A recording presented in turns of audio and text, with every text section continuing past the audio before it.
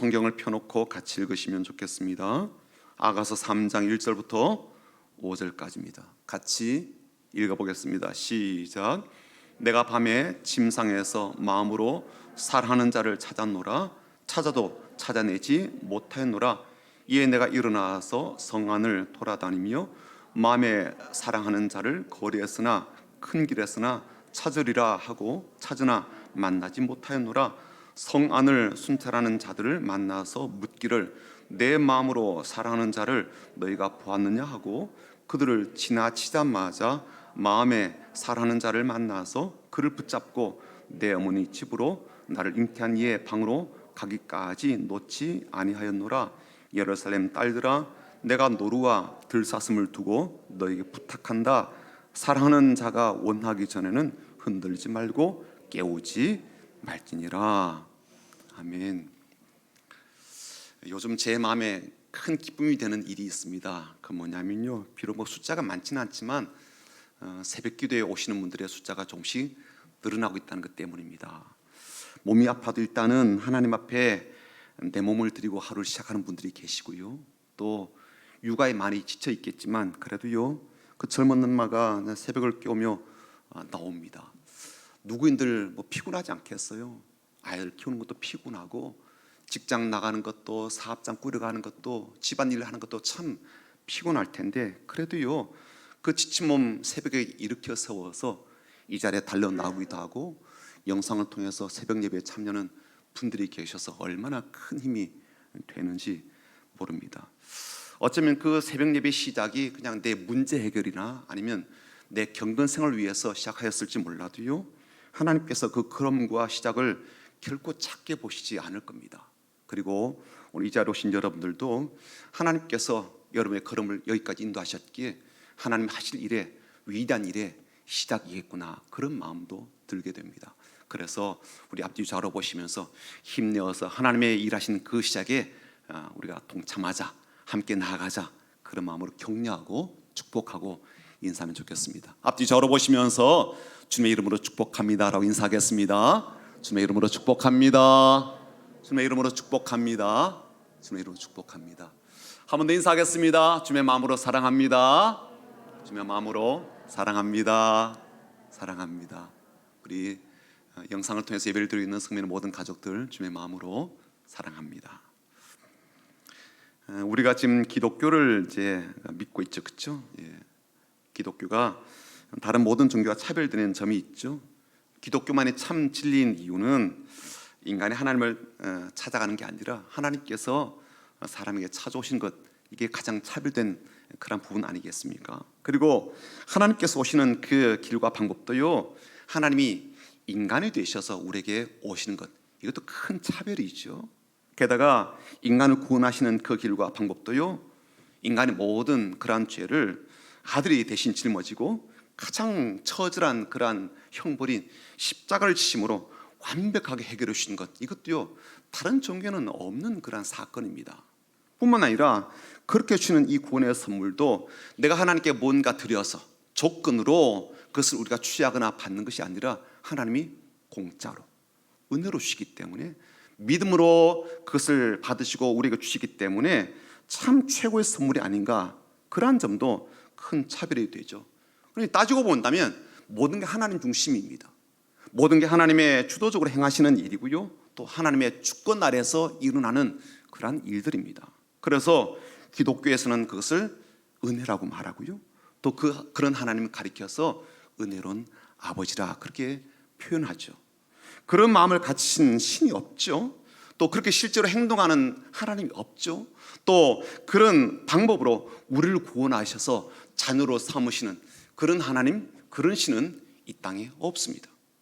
저는 이런 사실을요, 우리 이론적으로 한번 따져보더라도, 또 이성적인 생각으로 한번 곰곰이 생각해 보더라도 분명히 다른 종교와 차이가 있고 차별이 있다라는 것을 모든 사람들이 알 수 있다라고 저는 그렇게 여깁니다. 그리고 이런 사실을 진리로 받아들이고 또 더 나아가서 하나님을 실제로 믿게 되거나 예수님을 내 삶의 주인으로 모셔드리게 되면 그로 인한 은혜와 복이 우리에게 크게 다가오게 될 것이고, 또 더 나아가서 깊게 스며들게 되는 그런 은혜와 복으로 말미암아 감동이 되고 감격스러울 수밖에 없다는 것을 말씀을 드리고 싶어요.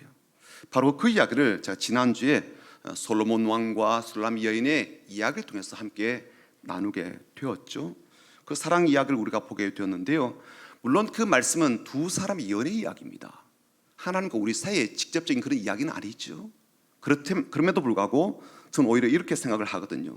두 사람의 사랑 이야기를 통해서 눈에 보이지 않는 하나님의 그 사랑을 직접적으로 볼 수 있는 그러한 길이 되지 않는가라고 저는 그렇게 생각되어져요. 하나님은요, 솔로몬 왕의 그런 말, 그런 행동, 그리고 술람 여인과의 관계 속에서 나누는 대화들이 있잖아요.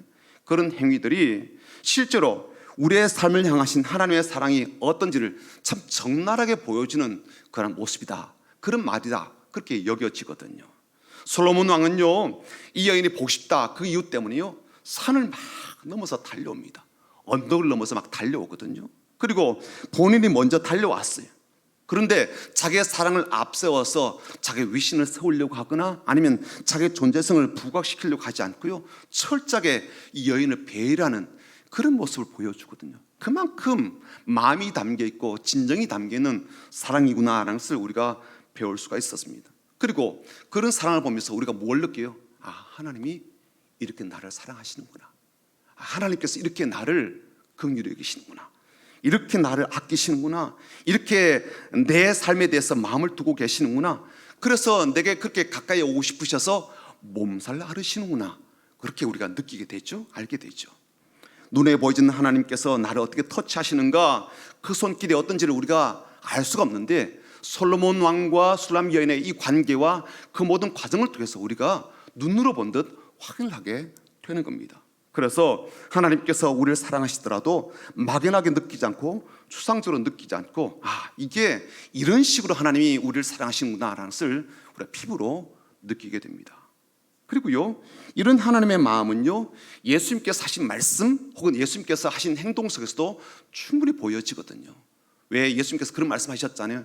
잃어버린 양을 찾아가는 그런 목자, 혹은 잃어버린 돈을 찾기 위해서 막 분주하게 자기의 집안을 이렇게 샅샅이 뒤지는 그런 여인의 이야기, 또 잃어버린 아들이 돌아오기까지 통구 밖에서 막 기다리는 그 아버지 이야기를 통해서 하나님의 마음이, 우리를 향한 마음이 어떤 마음인지를 우리가 잘 느낄 수가 있고 알 수가 있습니다. 그런데 성경을 다시 들여다보면요, 하나님께서 우리에게 찾아오시고 하나님께서 우리를 사랑하시고 우리를 돌보신다, 이런 내용만 있는 게 아니라 반대의 이야기도 담겨져 있거든요. 사랑은 일방적이지만 않죠. 이쪽에서 이쪽으로만 가지 않죠. 위에서 아래로만 흐르지 않죠. 반대의 어떤 그런 흐름도 있단 말이에요. 오히려 하나님은요, 이렇게도 말씀하십니다. 하나님을 찾으라, 하나님을 구하라, 여호와를 찾으라, 나를 찾으라, 그런 말씀이 꽤 많이 나오더라고요. 제가 몇 구절만 한번 여러분들에게 인용해 볼까요? 여호와께서 이스라엘 족속에게 이와 같이 말씀하시기를 너희는 나를 찾으라, 그리하면 살리라. 아모스서에 나오는 말씀이, 너는 여호와를 찾으라, 그리하면 살리라. 너는 여호와를 만날 만한 때에 찾으라, 가까이 계실 때에 그를 부르라. 이사야서에 나오는 말씀이, 너희가 내게 부르짖으며 내게 와서 기도하면 내가 너희들의 기도를 들을 것이요 너희가 온 마음으로 나를 구하면 나를 찾을 것이요 나를 만나리라. 예레미야 선지자가 선포한 말씀입니다. 이제 너희는 마음과 뜻을 바쳐서 너희 하나님 여호와를 구하라. 이건요, 다윗이 이스라엘의 그 두령들, 말하는 지도자들이죠, 불러다 놓고 한 말이었어요. 신약으로 넘어와도요, 똑같은 메시지가 여전히 들려지게 됩니다. 신약 넘어오게 되면 하나님께 구하라라는 의미로 조금씩 바뀌어지긴 해요. 그런즉 너희는 먼저 그의 나라와 그의 의를 구하라, 그리하면 이 모든 것은 너에게 더하시리라. 마태복음 6장 33절 말씀이에요. 내가 또 너에게 이르노니 구하라, 그러면 너에게 주실 것이요, 찾으라, 그러면 찾아낼 것이요, 문을 두드리라, 그러면 너에게 열릴 것이니. 누가복음에 나오는 말씀입니다. 요한복음에 또 나와요. 너희가 내 안에 거하고 내 말이 너희 안에 거하면 무엇이든지 원하는 대로 구하라, 그리하면 이루리라. 야고보서에는 이런 말씀이 나옵니다. 너희 중에 누구든지 지혜가 부족하거든 모든 사람이 후히 주시고 꾸짖지 아니하시는 하나님께 구하라, 그리하면 주시리라. 비록 신약 성경에는요, 하나님께 기도하라, 주님께 간구하라, 그런 의미로 찾으라, 구하라는 말이 사용되었다 할지라도 하나님은요, 우리에게 하나님을 찾도록 명령하고 계시더라고요. 하나님을 구하라. 영어로 보면 seek God 이렇게 돼 있어요. 구하라는 거예요. 하나님께서 우리에게 내려오시죠. 우리 찾아오시죠. 우리를 도와주시죠. 그런데요, 다른 한편으로 하나님요, 우리를 향해서 하나님을 찾으라는 거예요. 구하라는 거예요. 전 그래서 오늘 여러분과 함께 하나님과 우리 사이의 이 사랑 이야기에서 하나님께서 얼마나 우리를 사랑하시지 아는 그런 사람으로서 우리 또한 하나님이 향한 사랑을 어떻게 표현할지, 또 어떤 마음을 품고 있는지를 말씀을 통해서 한번 좀 살펴보려고 합니다. 전 지금도 좀 마음에 어려움이 있는데, 그건 뭐냐면요, 우리 성도들 가운데 지금 어려움을 겪고 있는 분들이 꽤 되십니다. 최근에 몸이 아픈 분들이 많아졌어요. 그리고 그 아픔의 내용도 좀 중대한 질환들을 안고 있는 분들이 여러 분 계십니다. 숫자도 늘어나게 되었고 그 질환의 중대함도 커져서 그게 저한테 굉장히 많은 아픔이 되기도 하고 또 어려움이 되기도 합니다. 또 그 외에도요, 또 이런 어떤 상황들을 보게 되는데, 그 뭐냐면 성도들 중에서 무력감에 빠진 분도 계셔요. 실망과 좌절감으로 인해서 신앙적인 회복 탄력성을 잃어버린 분도 계십니다. 그분들의 이야기를 들어보면 상황에 대한 충분한 이해가 있어요. 그렇지, 그럴 수밖에 없겠다, 그런 마음이 들어요. 나도 그런 상황이라면 그럴 수밖에 없을 것 같아, 그런 공감이 된다니까요. 그래서 더 안타까운 마음이 막 들어요. 그런데요, 그 이야기를 들을 때마다 또 한켠에는 어떤 마음이 또 드는가 하면, 하나님께서 우리에게 말씀하신 바 이 요청 있죠. 하나님 구하라, 하나님께 나아가라, 하나님을 찾으라. 이것도 자꾸만 제 한켠에 올라오는 거 있죠. 공감이 돼요. 심경에 대한 충분한 공감이 된다고요. 왜 그럴 수밖에 없는지 이해는 되는데, 다른 한편으로 그래도 하나님 찾아야지, 그래도 하나님 구해야 되지, 이 마음도 같이 막 제 마음속에 일어난다고요. 지난주에 이제 책을 읽다가요, 그러니까 중국인이지만 류웨이라는 청년의 이야기를 보게 되었습니다. 류웨이 청년은 베이징에서 태어났는데 1987년도에 태어났어요. 근데 10살 때요, 친구들하고 이제 술래잡기를 막 하는데 도망가다가 술래가 알을 잡지 못하도록 담벼락에 탁 이제 올라갔어요. 그러니까 담벼락을 탁 붙잡았는데 담벼락이 좀 허술했는지 이게 넘어진 거죠. 근데 다행스럽게도 이 친구가 그 잽싸게 이제 그 위에 있는 줄을 붙잡았는데 이 줄이 전선이었던 겁니다. 변압기에 연결된 전선이었어요. 그 전선을 붙잡는 순간 팍 하면서 큰 폭발을 일으켰습니다. 그러니까 수만 볼트가 흐르는 고압 전류가 흐르는 그런 전선을 붙잡았기 때문에 순식간에 전류가 몸을 통과하면서 감전이 되게 되었죠. 급히 이제 병원으로 옮겨지게 되었고요, 다행히 기적적으로 살아남게 되었습니다. 문제는 이 너무나 강력한 전류가 흐르다 보니까 이 양손이 다 타버린 거예요. 사는 수 없이 아이를 살려야 되겠다는 것 때문에 결국 팔을 이렇게 양쪽 팔을 절단하게 되었습니다. 아이는 살아나게 되었지만 두 팔을 잃어버리게 되었죠. 여러 번 큰 수술을 하고 나서 이제 집으로 퇴원하게 되었는데요, 집으로 돌아오자마자 류의 어머니가 애를 붙잡아 놓고, 10살짜리 애를 붙잡아 놓고 이렇게 이야기를 한 겁니다. 류웨이, 지금부터 잘 들어. 이제 너 오늘부터 너 혼자 살아가는 법을 배워야 돼. 병원에서는 엄마가 먹여줬지, 씻겨줬지, 집에서는 그렇지 않을 거야. 너 혼자 생존하는 법을 배워야 돼.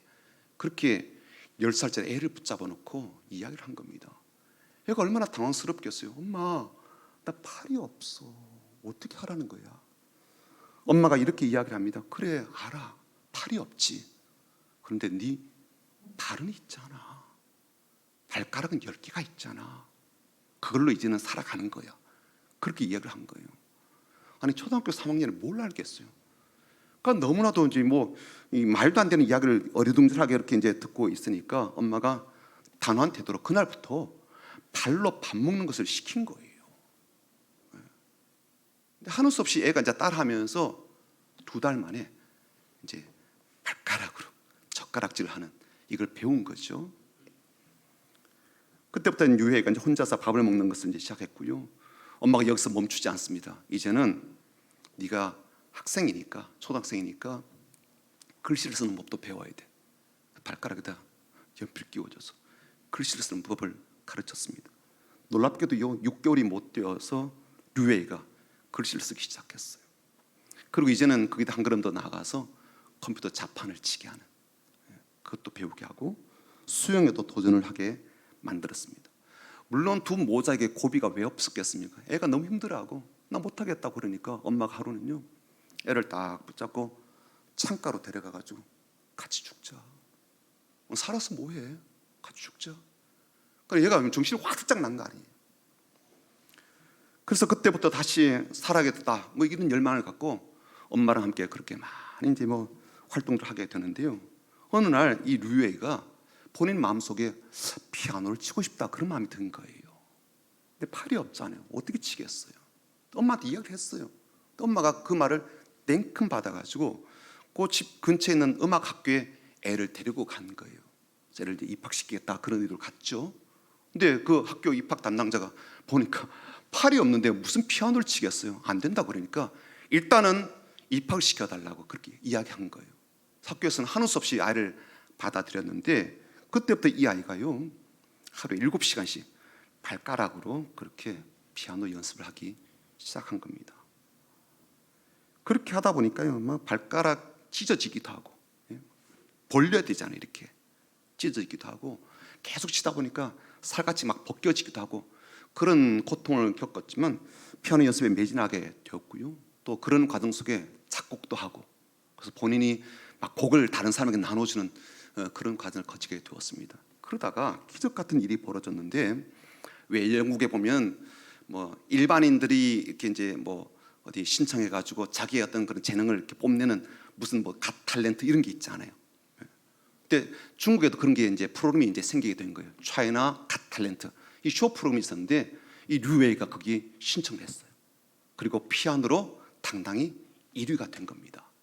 그리고 이 사람이요 우리나라에도 이제 그 강호동 씨가 MC로 활동했던 그 스타킹이라는 프로그램이 있었죠. 여기 오게 되었어요.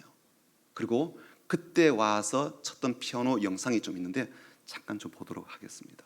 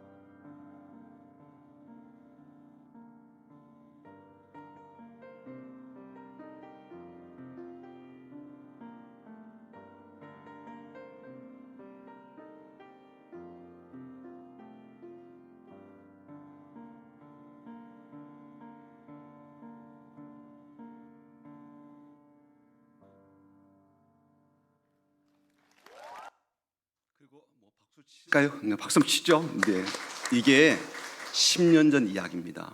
그리고 그때 그 프로그램에서 그런 이야기를 합니다. 류의 청년이 뭐라고 이야기하는가 하면 사람의 눈이 왜 두 개인지 아세요? 한쪽으로는 기쁨과 행복을 보고 다른 한쪽으로는 이 불행과 슬픔을 보게 되는데 어느 쪽으로 볼지는 본인한테 달렸습니다. 저는 기쁨과 행복 쪽을 선택했습니다.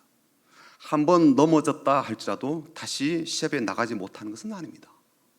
어제의 불행은 바꿀 수가 없지만 오늘의 행복은 나의 선택입니다. 그런 말을 남기고 다시 중국으로 돌아갔습니다.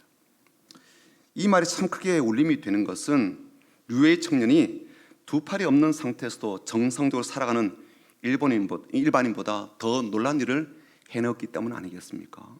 그리고 그의 삶과 그가 한 그 말들이 우리의 영혼 가운데 크게 울림이 되는 것은 그가 절망에 빠지지 않는 이유는 무엇이고 우리가 이처럼 무기력함에 빠진 이유가 무엇인지를 돌아보게 하기 때문입니다. 아닌 말로 우리는요, 하나님의 사랑을 알잖아요. 하나님 은혜를 받기도 하였죠.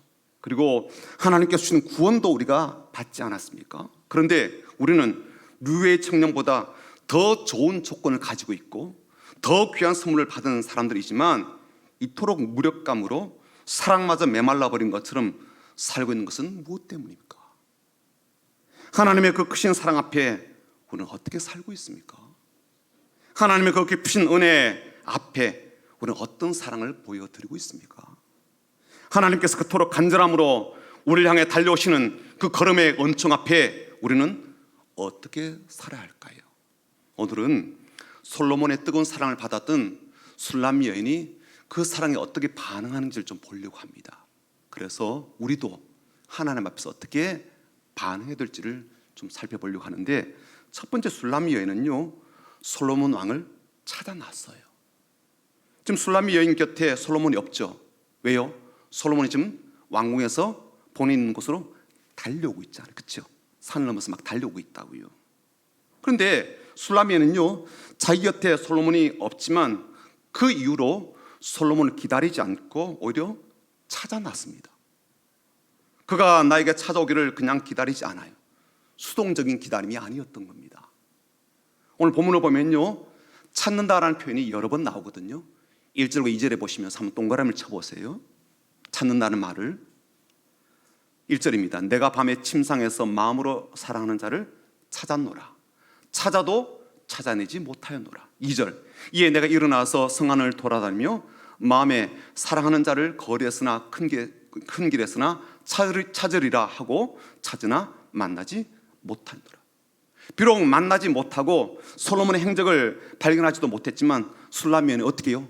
찾고 또 찾고 있죠. 나는 약한 여자야. 힘있고 남자인 솔로몬이 나를 찾아와야지, 찾아오겠지, 그냥 기다리지 뭐 어떻게 되지 않겠어? 솔로몬이 내가 있는 이곳을 모르는 바도 아니고. 술람이는요, 그렇게 생각하지 않아요.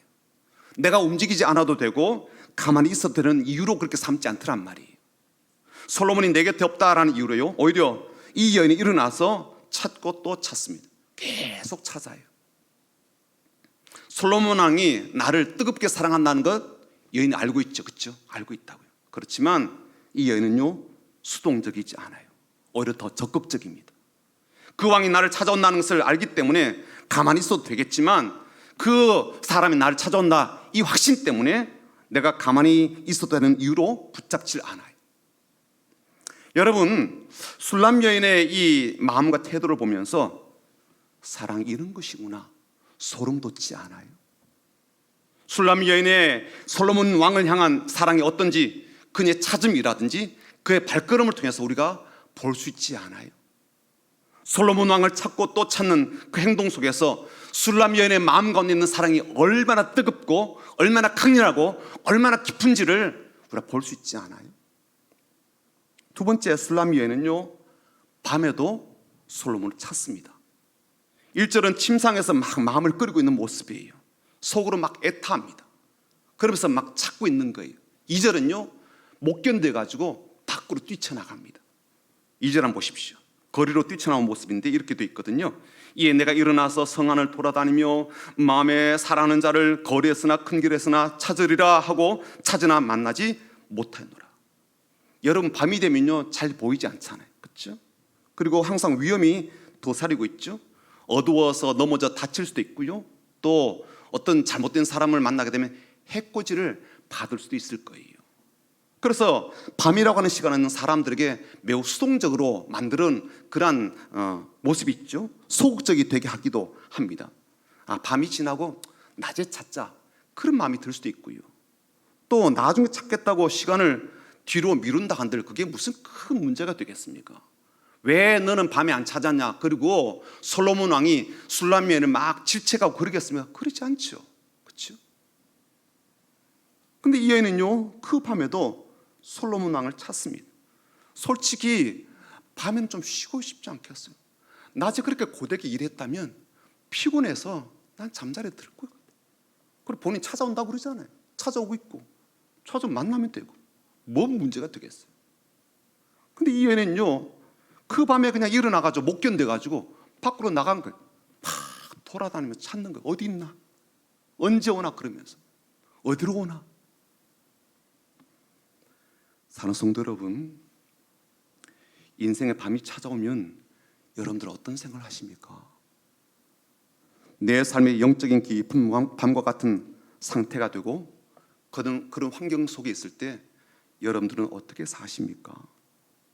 그때 더 열심히 하나님을 찾습니까? 그때 더 마음을 담아서 우리 주님을 찾아 나서십니까? 내 눈에 하나님이 보이지 않는 그런 영적인 밤에, 내 삶에 하나님이 계시지 않는 것 같은 그런 영혼의 밤에 무기력함으로 주저앉아 있지 않고 주님을 또 찾고 또 찾고 있습니까? 그렇게 찾는 것 뒤로 미루고 싶어 하지 않고, 이젠 그만두고 싶다, 중단하고 싶다 그러지 않고, 내가 나중에 상태가 괜찮으면, 그럴 의욕이 생겨나면 다시 하겠다 그러지 않고요, 지금이 7월 같은 그런 암흑 가운데 있고 한밤중이어도 또 일어나서 주님을 찾고 또 찾습니까? 저는 술람 여인의 그 마음이 참 마음에 와닿거든요. 그 마음이었구나, 그런 마음이었구나. 그런 마음으로 그렇게 그 칠흑 같은 밤에도 어디가 길인지 모를 그런 밤인데도 막 나가서 찾았구나. 그 마음이 와닿는 거예요. 그리고 그런 마음을 만약에 솔로몬 왕이 안다면 얼마나 그 여인을 이뻐할까, 얼마나 더 깊이 사랑할까, 그런 생각이 들기도 하였습니다. 그래서 솔로몬 왕이 달려오는구나, 산을 막 넘어서 달려오는구나, 그 여인 보고 싶어서, 그 사람 보고 싶어서 막 그렇게 다른박질 하는구나, 그런 마음이 드는 거예요. 여러분, 여기서 우리가 한 가지 질문하게 되는데요, 술람 여인은 왜 솔로몬을 그렇게 찾았을까라는 거예요. 왜? 침상에 누워있지 않고 밤이 되어도 오히려 더욱더 일어나서 거리를 헤매더라도 내가 찾아야 되겠다, 그런 마음으로 왜 그렇게 나가서 솔로몬을 찾았을까라는 겁니다. 이건요, 그 이유를 이 술람 여인의 말에서 찾아볼 수가 있는데, 오늘 1절부터 5절까지 매 구절마다 중복된 말이 있어요. 반복된 말이 있거든요. 한번 찾아볼 거예요. 자, 천천히 읽어볼 테니까 뭐가 반복이 되는지 한번 여러분들 좀 체크를 한번 해보십시오. 1절입니다. 내가 밤에 침상에서 마음으로 사랑하는 자를 찾았노라. 찾아도 찾아내지 못하였노라. 2절. 이에 내가 일어나서 성안을 돌아다니며 마음에 사랑하는 자를 거리에서나 큰 길에서나 찾으리라 하고 찾으나 만나지 못하였노라. 3절. 성안을 순찰한 자들을 만나서 묻기를 내 마음으로 사랑하는 자를 너희가 보았느냐 하고. 4절. 그들을 지나치자마자 마음에 사랑하는 자를 만나서 그를 붙잡고 내 어머니 집으로 나를 잉태한 이의 방으로 가기까지 놓지 아니하였노라. 5절. 예루살렘 딸들아, 내가 노루와 들사슴을 두고 너에게 부탁한다. 사랑하는 자가 원하기 전에는 흔들지 말고 깨우지 말지니라. 어떤 말이 반복돼요? 맞아요. 딱 보면 보이죠, 그렇죠? 술람미에는요, 자기가 찾고 있는 그 존재, 솔로몬을 어떻게 표현해요? 내 마음으로 사랑하는 사람. 이걸 히브리어 그 원문의 어떤 의미로 보면요, 내 영혼으로 사랑하는 사람, 그런 뜻이 돼요. 그러니까 술람미에는요, 솔로몬이 어떤 사람이었어요? 내 마음으로 사랑하고 내 영혼으로 사랑하고 내 모든 삶을 다 던져서라도 사랑하는 사람, 그런 의미였던 거죠. 그런 사람이었던 거예요. 그러니까 3절 보시게 되면 야간에 도시를 순찰하는 사람이 나오거든요. 야경꾼이죠. 이 사람들이 가다가 여인을 만난 거예요. 술람 여인을 만났어요. 그래서 묻는다고요. 누구를 찾으시오? 물었더니 술람 여인이 이렇게 대답하죠. 내 마음으로 사랑하는 자를 찾습니다. 그렇게 말을 해요. 술람 여인이 이렇게 표현할 수 있지 않을까요? 저요, 옷을 잘 차려입고요, 멀리서 보아도 왕 같은 사람, 그 사람 찾아요. 그럴 수도 있겠죠. 대단한 힘과 권력을 가진 사람이요, 그렇게 말할 수도 있고요. 내가 원하기만 하면 다 해주는 사람이요, 그런 말을 할 수도 있겠죠. 나를 많이 아껴주는 사람이요, 당신들과 비교가 안 될 정도로 이 고귀한 신분을 가진 사람이요, 그렇게 말을 할 수 있을 텐데, 술람미에는요 이렇게 말해줍니다. 내 영혼이 못 견디게 사랑하는 사람이요, 그렇게 말을 해요. 그 사람이 누구입니까? 라고 100번 물어도요, 똑같은 대답을 들려준 거죠. 내 마음이 못 견뎌서 지금도 사랑이 끓어오르는 그 사람이요, 그렇게 말한다고. 여러분, 이 여인의 이 고백을 들으시면서 어떤 마음이 드셨어요? 우리는 만약에 누구를 찾아요? 어두운 밤일 때 누구를 찾아요? 그렇게 묻는다면 뭐라고 대답할까요? 누구를 찾는다고 이야기할까요? 뭘 찾는다고 이야기할까요? 하나님 찾는다고 이야기를 할까요? 찾고 또 찾는다고 이야기할까요? 예수님 찾는다고 이야기할까요? 하나님을 찾고 예수님을 찾는 그런 의지와 마음은 있으신가요? 그분을 향한 사랑 때문에 찾고 있습니까? 내 영혼이 못 견딜 정도로 막 사랑이 막 터져 나와서 찾고 또 찾는 그런 마음이십니까? 영혼의 어두운 밤이 찾아오고 인생의 어두운 날이 찾아오고 삶의 괴로운 밤이 찾아오더라도 그 주님 너무너무 사랑해서 찾고 또 찾으십니까? 그렇게 찾는 이들에게 하나님께서, 우리 주님께서 어떻게 하실까요? 내 영혼을 담아서, 내 마음을 담아서 사랑하는 그 마음과 삶의 그릇 가운데 우리 하나님께서 어떤 은혜와 우리 주님께서 어떤 복을 내리실까요? 여러분 혹시 본죽 아시죠? 죽 파는 집 본죽. 체인점이 참 많아요, 그렇죠? 이 본죽을 창업했던 사람이 누구냐면 최복이 이사장입니다. 근데 이분이요 간증한 내용이 있거든요. 한번 좀 보고 말씀을 맺도록 하겠습니다. 가 너무 가난하다는 것이 이제 피부로 와닿기 시작했어요. 세상에 던져진 느낌, 근데 갈 길을 어떻게 살아내야 될지를 모르는. 그래서 그때 제가 간 게 2층 외진 곳에 있는 그 개척교회를 나가기 시작했어요.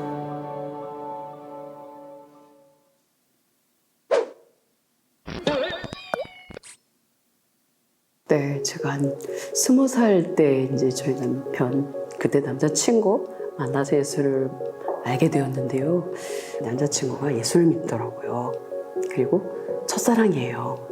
예수 믿지 않으면 친구나 또 결혼이나 이런 미래에 대해서 같이 꿈꿀 수 없는 상황이 됐어요.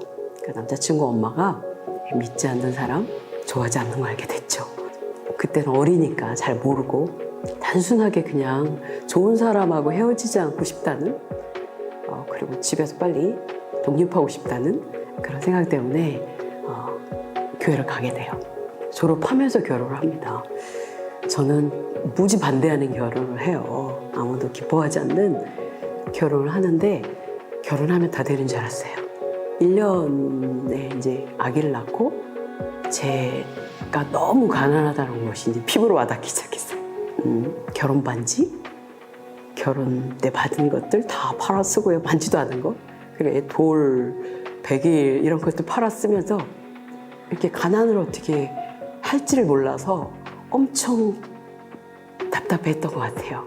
그것 때문에 갈급하고 갈증나고 어떻게 살지 모르고 막막하고 세상에 던져진 느낌, 근데 갈 길을 어떻게 살아내야 될지를 모르는 그런 어려운 지경에 아주 어린 날 당하게 된 거예요. 24, 5 그때죠. 그리고 우리 둘이는 다 취업도 못해가지고 남편도 못해가지고 아이 하나를 어떻게 할 수 없는, 그리고 우리가 살아갈 길을 어떻게 해야 될지를 모르는, 또 아이 없고 돈 끌어다니고 막 문전박대 받고요. 돈을 꿀 수도 없고 팔을 것도 없고 또 살 길도 모르겠고 취업도 안 되고 이런 날이 저희들에게 있었어요. 그 절박함에 갈 곳이 없는 거예요. 그래서 그때 제가 간 게 2층 외진 곳에 있는 그 개척교회를 나가기 시작했어요. 교회를 아예 없고 교회를 나가서 기도를 하기 시작했습니다. 그리고 제 기도 제목은 축복해 주세요. 부자 되게 해주세요. 제가 너무 힘듭니다. 그런 내용들이었던 것 같아요.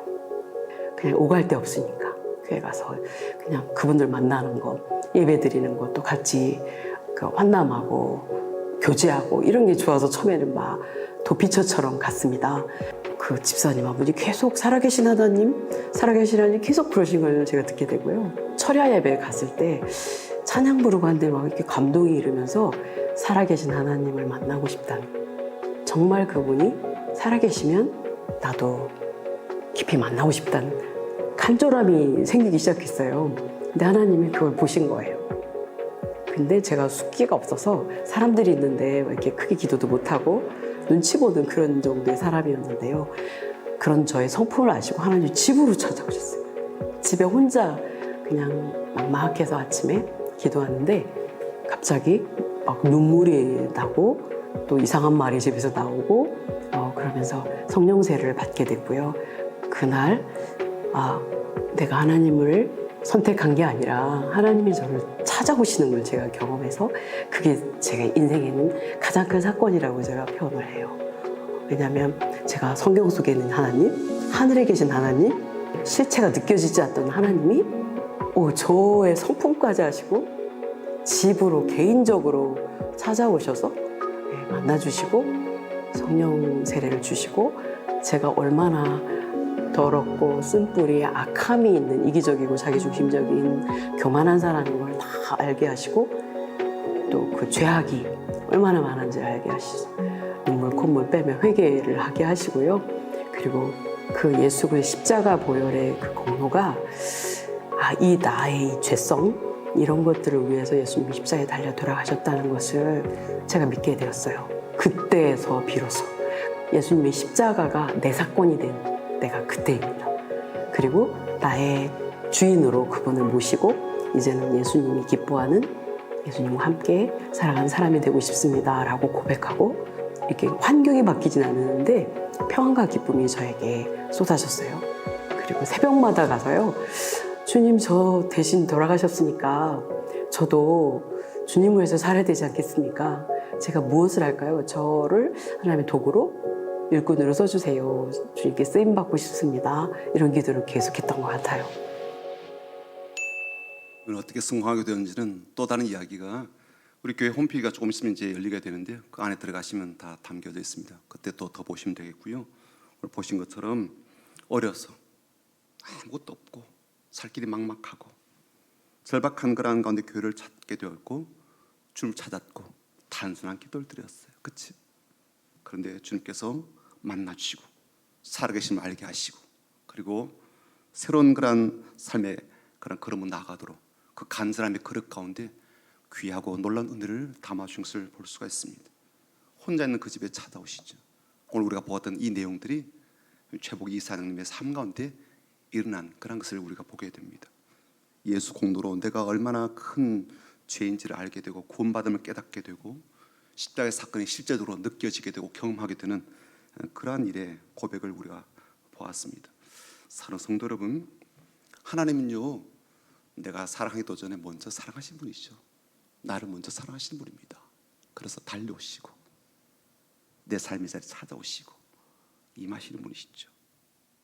그러게 살아가다가 혹 내 삶 가운데 주님이 왜 계시지 않을까? 내 곁에는 없네. 그런 영혼의 깊은 밤과 같은 때가 있다 할지라도 추동적으로 주님을 기다리지 않고 더 적극적으로 주님을 찾는 술람 예과 같은 삶을 살아가는 저 여러분 되기를 주님의 이름으로 축복합니다. 그럴 때 주님께서 우리를 만나주시고 살려주시고 도와주시고 일으켜주시며 마음이 힘을 얻도록 살아갈 용기로 가득 차도록 우리의 삶을 채우시고 붙드실 줄 믿습니다. 그리고 놀랍게 하나님의 나라를 위하여 크고 놀라운 일을 위하여 우리를 사용하시는 그런 은혜도 반드시 보실 줄 믿습니다.